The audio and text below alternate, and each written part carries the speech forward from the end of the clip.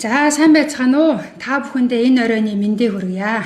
За Кизуна боловсролын төвөөс та бүхэндээ зориулаад манай энэ Кизуна Education Center гэдэг пэйж хуудсыг дагдаг, мэдээллүүдийг маань үргэлж үздэг, хуваалцаж байдаг бүхий л гишүүдтэй маш их баярлалаа гэж хэлье. Тэгээд энэ сайхан оройны мэндийг дэвшүүлье.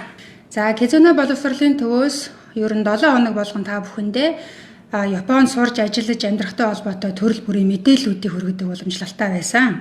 Тэгээд 1 сарын 1 дундуураас эхсүүлээд 2 сарын дунд хүртэл энэ мэдээлэл маань төр завсралсан байгаа. За энэ завсралсан үндсэн шалтгаан маань болохоор миний би Япон улсад багш нарын мэргэжил дэвшлүүлэх курсэд суралцаад суугаад ирсэн байгаа 1 сарын хугацаанд. За энэ 1 сарынхаа хугацаанд болохоор би үндсэн мэдээллүүдээ төр завсралсан байгаа. За тэгээд энэ удаагийн лайв маань ямар сэдв агуулгатай явах гээд байна вэ гэхээр яг энэ 1 сарын хугацаанд Япон сангаас зохион байгуулсан Япон хэлний багш нарын мэргэжил дэвшлүүлэх сургалтанд маань юу зааваа? Тэгээд энэ заасан зүйлс маань та бүхэнд маань хэр зэрэг үр өгөөжтэй, ашигтай, хэрэгтэй зүйл болох юм бэ гэдэг талаар ерөнхий мэдээлэл өгөх гээд энэ удаагийнхаа шууд Facebook пэйж дээр маань баг 8-9 мянга орчим хүн үздэг. Цаашдаа ч гэсэн өшөө олон хүмүүс үзэх байхаа гэж найдаж байгаа болохоор та бүхэндээ ийм паблик тохиргоотой мэдээлэл өгөхгүйс сууж байна. За тэгээд Японд ур чадварын дадлагжигч ажилтан авах гэж байгаа нэг ийм шинэ төрлийн виз 2019 оны 4 сараас эхлээд хэрэгжиж эхэлж байгаа юм. За энэ шинэ төрлийн виз маань болохоор ямар нөхцөл шаардлага тавих вэ гэхээр 2 төрлийн шалгалт өгнө.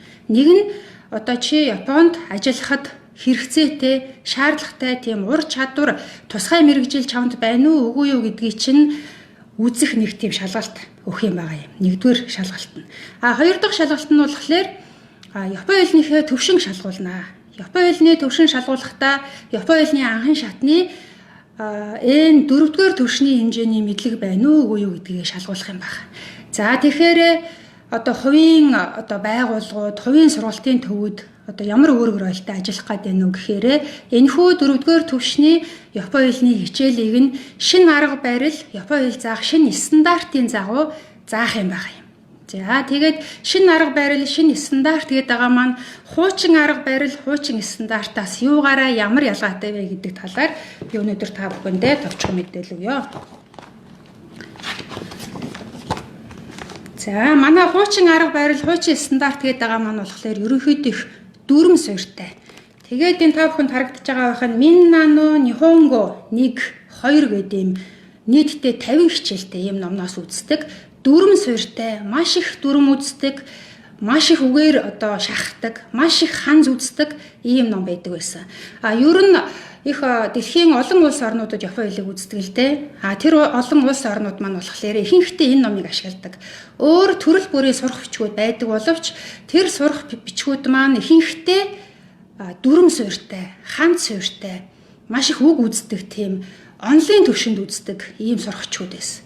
Гэтэл Японд ажиллах гэж байгаа хүмүүст зориулаад ямар ном Япон сангаас боловсруулад гаргасан бэ гэхээр амьдралд хэрэгтэй Япон хэл гэдэг ном шинээр боловсруулад гаргасан юм байна. За амьдралд хэрэгтэй Япон хэл гэдэг маань яг боловсруулалтынхаа шатанд явж байгаа болохоор энэ 2020 оны 5 сараас эхлээд явагдах юм байна. Шинээр боловсруулагдаад вебсайтаа тавигдах гэж байгаа. Худалдаанд бол гарахгүй, вебсайтанда тавигдана. Энийг өнгөө чөлөөтэй авч ашиглах бүрэн боломжтойгоор тавигдах гэж байгаа. За энэ сурах хүчгийг авч ашиглахаас өмнө болохоор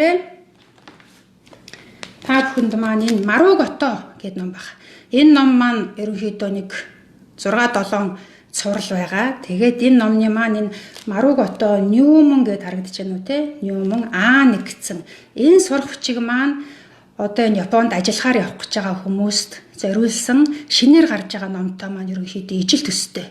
За тэгээд шинээр гарч байгаа энэ ном, энэ Маруугото гэдэг энэ 2 ном маань хуучин номноос юугаараа ялгаатай вэ гэхээр яриа суурьтай. Та бүхэн маань маш их сайн ярьж чаддаг болно, маш их сайн Япон хэл дээр төрөл бүрийн зүйлсийг сонсоод ойлгодог болно гэсэн үг байна. За тэгээд эндээс мэдээж хэрэг ханз орно, дүрм орно, шин үг орно. А гэхдээ хамгийн гол энэ номны маань гол онцлог болохоор амьдрал дээр гараад Японд очиод ажил хийхдээ чи Япон хүмүүстэй хэр зэрэг ярилцаж чаддаг болох нь вэ? Тийм ээ. За тэгээд Японд очиод яг бодит амьдрал дээр гараад ирэхээр галт тэргэндээ сууж чадах нь үгүй юу? Плетээ авч чадах уугүй юу? Дэлгүүр ороод худалдаа намаа хийхэд бол чөлөөтэй харилцаад худалдаа намаагаа хийж чадах уу? За найз нөхдөйгөө нэг уулзалт үдэшлэгт явлаа гэхэд хаана яаж болцох вэ, тийм ээ? Хаана яаж уулзах вэ? Цаг нараа тохирч чадах уугүй юу гэх мэтчлэнгийн яг бодит амьдралд хэрэгэлдэг Япон хэлийг зааж өгнө гэдгээрээ онцлогтой давуу талтай байна. За тэгээ манай Кизуна боловсролын төвөөс болохоор та бүхэндээ зориулаад 2020 оны 4 сарын 6-наас эхлээд амьдралд эрэхтэй Япон хэлний шинэ арга стандартыг ашигласан анхын шатыг 3 сарын хугацаанд N4-т хүргэж чадна гэж бүрэн амлаж чадж байгаа.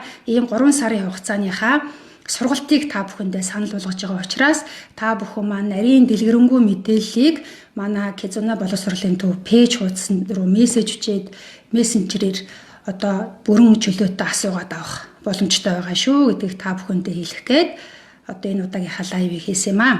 За та бүхэн маань асуух өөр өшөө илүү сонирхож байгаа мэдмээр байгаа зүйл байх юм бол асуугаарай. Чөлөөтэй хариулт өгнө.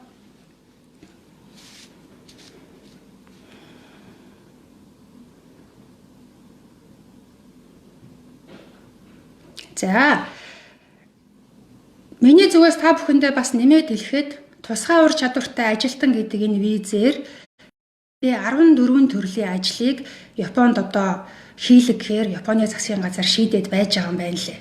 За энэ 14 төрлийн ажлаас үндсэндээ 3 төрлийн ажил нь хүмүүсээ авах гээд бэлтгэл ажилд ороод байж байгаагаас асаргаа сувилгаа, зочид буудлын үйлчилгээ, за тэгээд ресторан, хоол унд нэг үйлчилгээн дээр хүмүүс авах гээд энэ 3 төрөл нь хэрэгжиж эхлээд явж байгаа. Үлдсэн 14-өөс чинь 3 гэдэг чинь 11 төрлийн ажил нь болохоор араасаа авах гээд бэлтгэл ажлуудаа хийгээд ингэж явж байгаа. За өөр чинь болохоор энэ тусгай ур чадвартай ажилтан маань N4-ийнхөө сургалтанд суугаад N4-ийн хэмжээний мэдлэг чадвараа авчлаа. Тэгэнгүүт манай Монгол улсад ерөнхийдөө бол манай оюутнууд маань хөвчлөө өгдөг JLPT-гээ шалгалт байгаа. Та бүхэн мэдж байгаа тийм. За NAT тест-гээ шалгалт байгаа. За нэг нь болохоор G тест-гээ шалгалт байгаа. Ийм 3 төрлийн шалгалт байдаг байхгүй юу? Энэ 3 төрлийн шалгалтын дээр маань нэмээд JFT Basic гэдэг нэг шинээр тийм шалгалт боловсруулагдаад Япон сангаас гарсан байгаа юм. За энэ JFT Basic гэдэг шалгалтыг хэн өгөхөд хамгийн тохиромжтой вэ гэхээр Японд ажил хийхийг зорж байгаа дадлагжигч ажилтан гэдэг визний төрөл байдаг. Бас тусгай ур чадвартай ажилтан гэдэг визний төрөл байдаг. За энэ хоёр төрлөөр явах гэж байгаа улсууд энэ JFT Basic гэдэг шалгалтыг ер нь өгөхөд тохиромжтой. За тэгээд JLPT гэдэг та бүхний сайн мэдж байгаа жилд нэг удаа авдаг том шалгалт маань хэн өгөхөд их тохиромжтой вэ гэхээр ер нь Японд сургууль сурах гэж байгаа.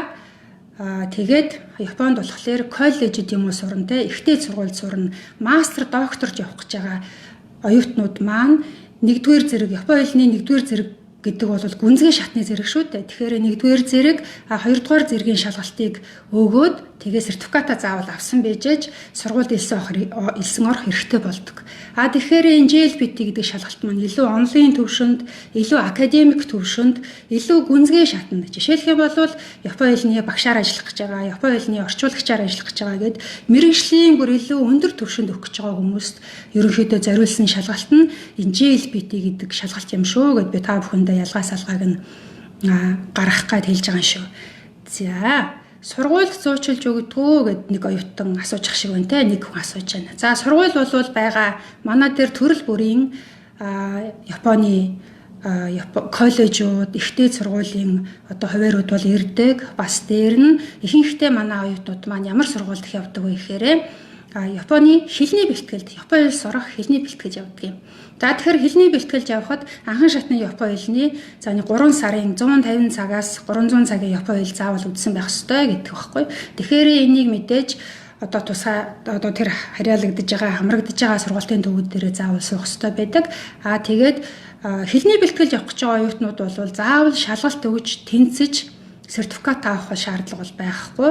Зүгээр анхын шатны 5 4-р зэргийн хэлтэй дүүцхүүц хэлний мэдлэгтэй байх ёстой гэдэг шаардлага тавьдаг. За ямар нэгэн сургуульд элсэн орохгүй Японд зөвхөн Японы хэлний курсэд сураад ирэх боломж байдгүй. Мэдээж болно. Японы хэлийг Японы хэлний курсэд хэлний бэлтгэл сурах гэдэг шиг байна те. 1 жил 6 сараас 2 жилийн хугацаатай Японы хэлний бэлтгэл сураад ирж болно. Гэхдээ уг нь бол хэлний бэлтгэлд явах гэж байгаа хүүхдүүдийн маань хамгийн гол зорилго нь цаашлаад коллежд орно, ихтэй сургуульд суралцсан гэдэг зорилготой явдаг болохоор өөрийнхөө зорилгыг их сайн тодруулаарай гэж би хэлмээр байна.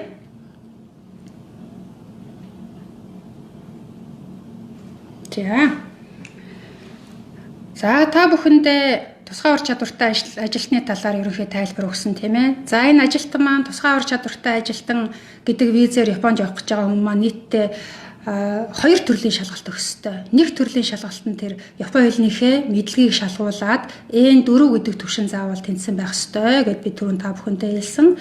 Хоёрт нь болохоор та тусгай ур чадвартай юу? Ямар тусгай ур чадвар танд мэргэжлийн тийм чадвар байна вэ гэдгээ тодруулах тийм тусгай ур чадварыг чинь шалгах төвшинг тогтоох шалгалт гэж байгаа юм. Энэ шалгалт ч гэсэн Монголд аваад хэрэгжээд эхэлсэн байгаа. За хамгийн түрүү жиэх нь 2019 оны 11 сарын үед байна уу?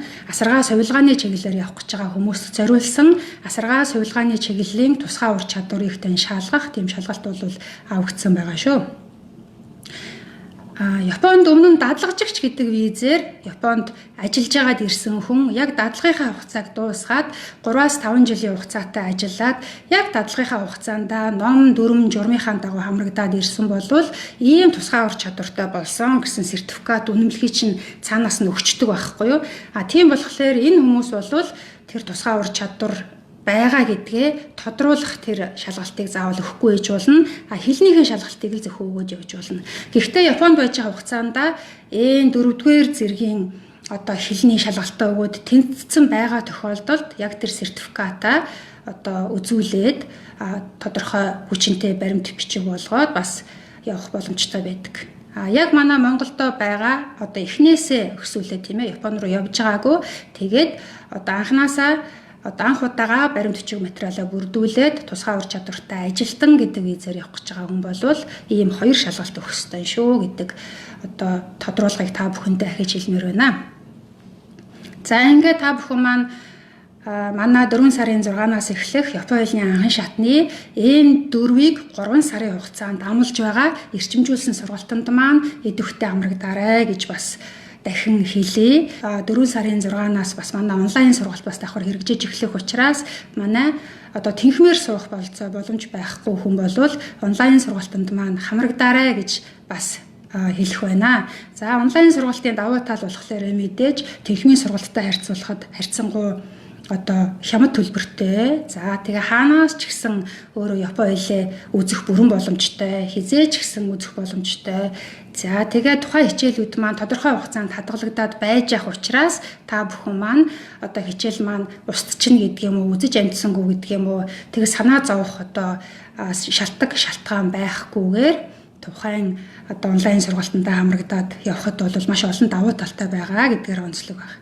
За тэгээд онлайн сургалтын маань нэг том тухайн оюутнаас маань шаардах шаардлага гэх юм уу нөхцөл болвол тууштай байх хэрэгтэй. Маш өөрийнхөө төлөө өөрийнхөө зорилгыг сайн тодорхойлоод тийм ээ тэгээд өөрийнхөө хүсэл мөрөөдлийг сайхан нүдэндээ тодорхой сайхан хараад за тэгээ би онлайн сургалтанд хамрагдаад хэдийн хугацаанд би маш сайн үзнэ, маш сайн сурна гэд өөртөө тавих шаардлага та бүхэнд маань маш хэрэгтэй шүү гэдгийг бас онцолж хэлмээр байгаа юм.